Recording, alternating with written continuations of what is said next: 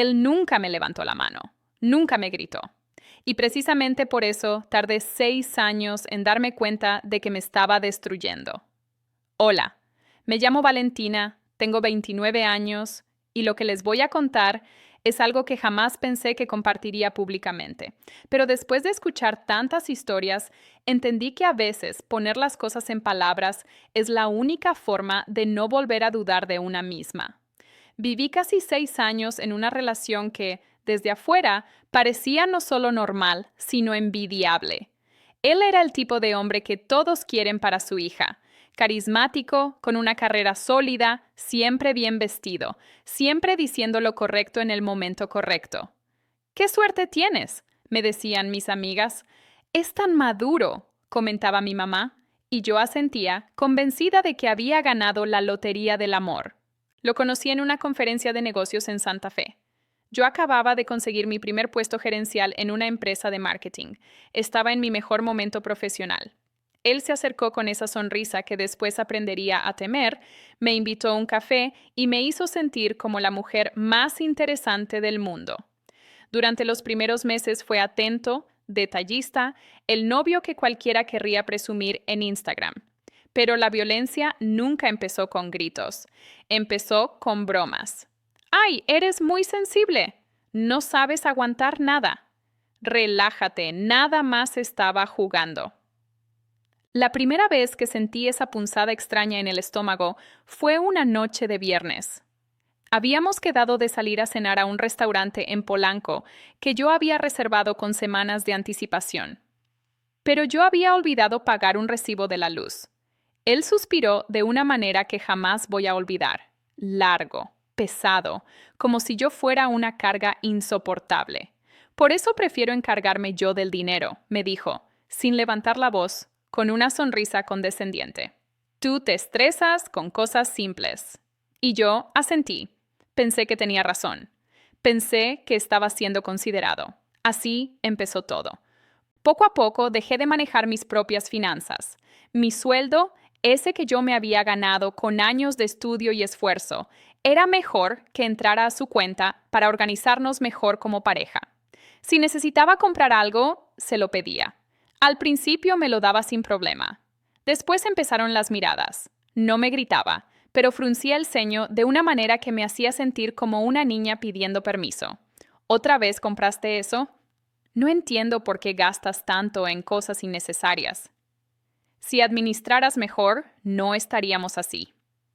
Yo ganaba mi propio dinero, pero me sentía culpable cada vez que lo usaba. Después vinieron las correcciones constantes. Ya no solo era el dinero, era la forma en que yo hablaba, cómo me vestía, cómo me reía, hasta cómo caminaba. «No te expreses así, te escuchas muy corriente. ¿Vas a salir vestida así? Pareces que vas a un antro. La gente va a pensar que no tienes clase». Y yo, que siempre había sido segura de mí misma, empecé a dudar de todo. Me cambiaba de ropa 3 veces antes de salir. Medía cada palabra, calculaba cada risa. Pero lo más devastador vino después. Cuando yo me molestaba por algo, él lo negaba todo. «Eso nunca pasó. Estás exagerando como siempre. De plano te inventas las cosas». Y ahí empezó lo peor de todo. Dejé de confiar en mi propia memoria. Si yo decía que algo me había lastimado, él decía que yo lo había malinterpretado. Si lloraba, decía que estaba loca y que necesitaba ayuda profesional.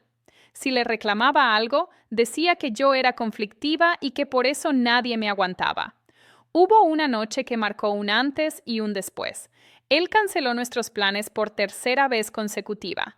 Yo, temblando por dentro, junté todo mi valor y le dije que me sentía poco importante para él. Esperaba una disculpa, una explicación, algo. En cambio, me miró con esa frialdad que ya conocía bien y me dijo: «Deberías ir a terapia, no es normal que reacciones así por cualquier cosa».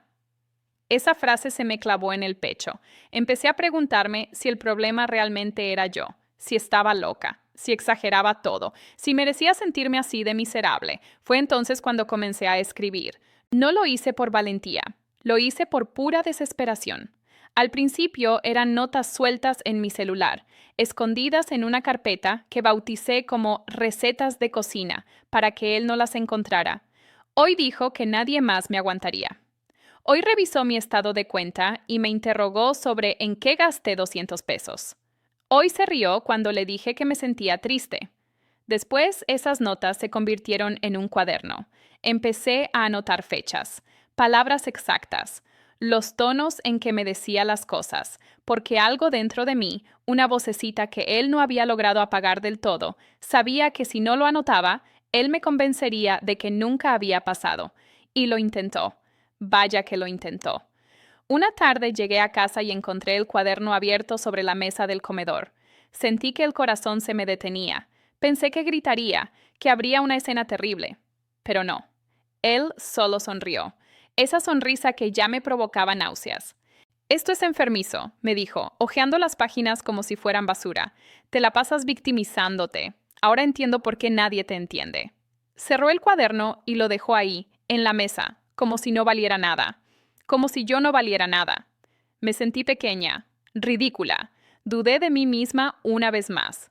Pero esa noche, cuando él se durmió, recuperé mi cuaderno y seguí escribiendo. La relación se volvió cada vez más estrecha, más asfixiante. Dejé de ver a mis amigas porque, según él, hablaban mal de nuestra relación y me metían ideas. Dejé de contarle cosas a mi familia porque no entendían nuestra dinámica de pareja. Mi mundo entero se redujo a un solo objetivo: no hacerlo enojar.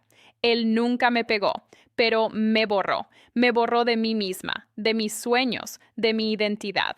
Me convertí en un fantasma de la mujer que había sido, hasta que un día, en la sala de espera del dentista, mientras él estaba de viaje de negocios, me puse a releer todo lo que había escrito durante esos años.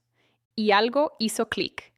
No era una discusión aislada, no era un mal día, era un patrón. Siempre el mismo ciclo, una y otra vez. Yo hablaba, él negaba, yo dudaba, él ganaba.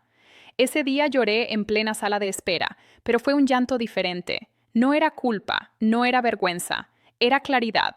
Por primera vez en años, supe con absoluta certeza que no estaba loca. La ruptura no fue dramática. No hubo gritos ni platos rotos. Fue fría, calculada y absolutamente liberadora. Le dije que me iba, que había rentado un departamento, que ya había movido mis cosas más importantes. Se rió. Por supuesto que se rió. No duras ni un mes sola, me dijo. Vas a volver arrastrándote. Nadie más te va a querer. Esas fueron las últimas palabras que intentó meter en mi cabeza. Y no funcionaron. Salir fue difícil, no les voy a mentir. Recuperar mi dinero, mi autoestima, mi voz, eso fue aún más difícil. Hubo noches en las que extrañé incluso el dolor, porque era lo único que conocía. Hubo momentos en los que me pregunté si había cometido un error. Pero también hubo pequeñas victorias que me fueron reconstruyendo pedazo a pedazo. Comprar algo sin pedir permiso. Dormir toda la noche sin ese nudo en el estómago. Reírme fuerte, sin medir el volumen, sin miedo a que alguien me corrigiera. Hoy, cuando abro ese cuaderno, no siento vergüenza. Siento un orgullo inmenso. Porque escribir me salvó cuando él intentó convencerme de que estaba loca. Porque no estaba exagerando. Porque no imaginé nada. Cada palabra, cada fecha, cada momento que anoté fue real. Y porque ahora, por primera vez en muchos años, soy libre. Genuinamente libre y genuinamente feliz. A todos los que están escuchando esta historia, quiero que entiendan algo muy importante. La violencia no siempre deja marcas visibles. A veces las heridas más profundas son las que nadie puede ver. Si alguien que está escuchando esto duda de su memoria, de su percepción, de su valor como persona, les pido una cosa: escriban. No para demostrarle nada a nadie. No para tener pruebas. Escriban para no perderse a ustedes mismos. Escriban para tener un ancla a la realidad cuando alguien intente convencerlos de que están locos. Tu realidad es válida. Tu dolor es válido. y mereces una vida donde no tengas que pedir permiso para ser quien eres. Si esta historia te tocó el corazón, si te identificaste con algo de lo que compartí o si conoces a alguien que necesita escuchar esto, déjame un comentario contándome tu experiencia. A veces el primer paso para sanar es saber que no estamos solos. Y recuerden, el amor de verdad no te borra. El amor de verdad te ayuda a brillar. No te olvides dejar tu like y seguirnos para que no te pierdas ninguna de nuestras historias.